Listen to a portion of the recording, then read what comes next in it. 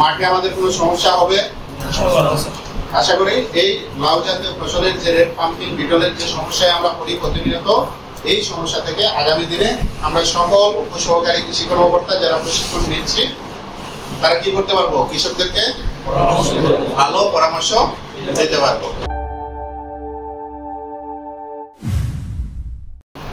একটু এদিকে সবাই খেয়াল করি। আমরা যে বিষয়টা নিয়ে আজকে কথা বলবো সেটা হচ্ছে রেড পাম্পিং বিটল। এই পোকাটা আমাদের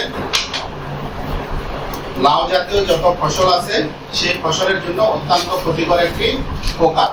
এই পোকাটা চারা অবস্থা থেকে শুরু করে ফল দেওয়া অবস্থায় এটা লাউ জাতীয় ফসলের ক্ষেত্রে ব্যাপক পরিমাণ ক্ষতি করতে পারে।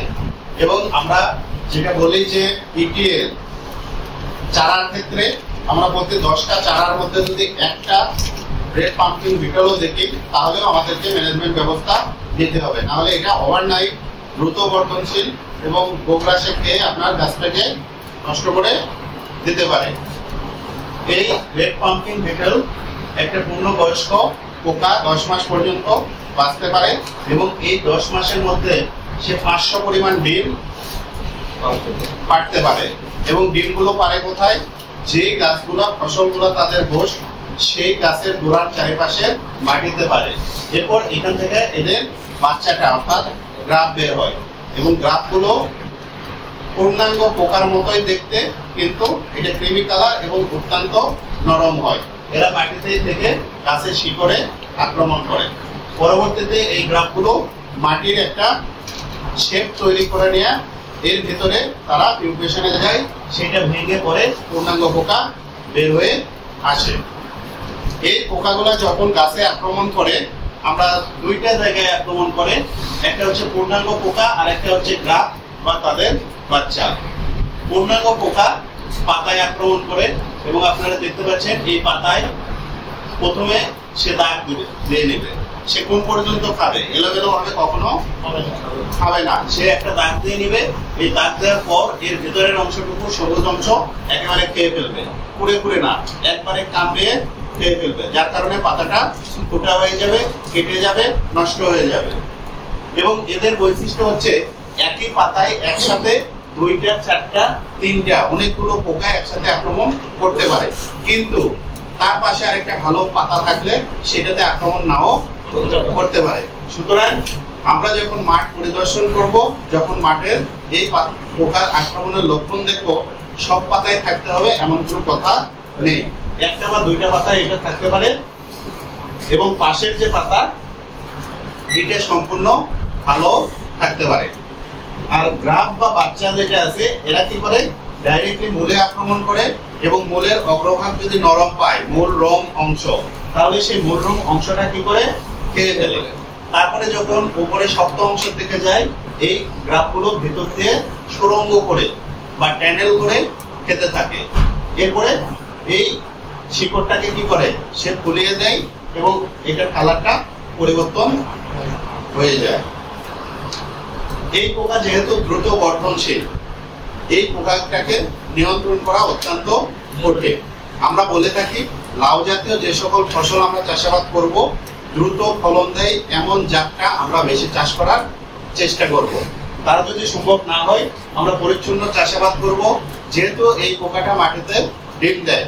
সুতরাং মালচিং যদি আমরা ব্যবহার করি, অবশ্যই সেটা মালচিং পেপার ব্যবহার করব। খড় বা অন্য কিছুতে মালচিং করলে এটার আক্রমণ আরো বেশি হতে পারে, এই জন্য মালচিং পেপার ব্যবহার করব।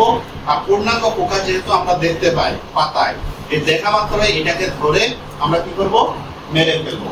আমরা যদি পারি আইপিএম এর আলোকে যদি এটার ব্যবস্থাপনা করতে চাই, তাহলে এখানে পাতায় আমরা সকালবেলা শুকনো ছাই একটু ভালো করে ঘুরে ঘুরে নিব, যাতে ডাস্ট আকারে হয়, অর্থাৎ ধুলা হয়।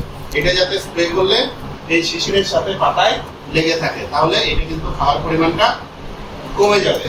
আর যদি সম্ভব হয় হাফ কাপ ছাই, হাফ কাপ লাইম এবং 4 লিটার পানি 3 থেকে 5 ঘন্টা আমরা ভিজিয়ে রাখবো।